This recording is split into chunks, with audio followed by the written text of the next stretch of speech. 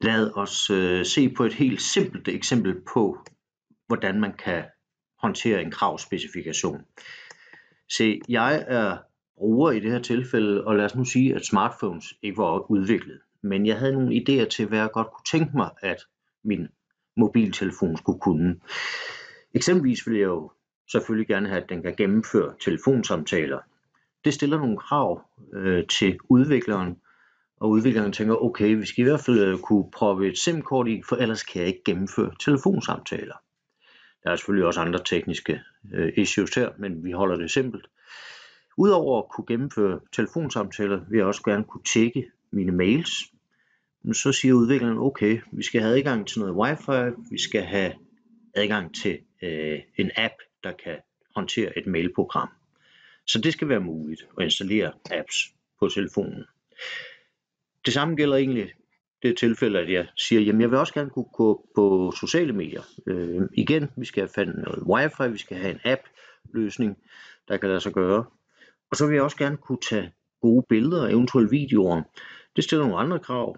Det stiller krav om, at der så skal være et kamera af en vis kvalitet på telefonen, og der skal være noget læringskapacitet, sådan så man kan lære på telefonen, for eventuelt derefter at føre det op i skyen, eller hvor det nu skal være, men der skal være noget harddisk kapacitet på telefonen. Jeg vil også gerne kunne gennemføre betalinger via mobilen. Igen, vi har brug for noget wifi, vi har brug for en app løsning. Og så endelig så vil jeg godt have, at det skal være intuitivt og let at bruge mobilen. Og her kommer det jo ind der, hvor smartphones adskiller sig fra tidligere trykknaptelefoner. Der skal være en grafisk brugerflade, som vi kender det fra PC'en eksempelvis, og der skal være en touchscreen løsning. Se, alt det her, det har jeg ikke fundet på. Det jeg har fundet ud af, når jeg sammensætter min kravspecifikation, det er hvad jeg har brug for at kunne med løsningen. Men hvordan det skal løses, det er op til teknikeren. Det blander jeg mig sådan set ikke i. Det kan godt være, at jeg har nogle krav, men jeg forklarer mine behov, og teknikeren finder løsningen.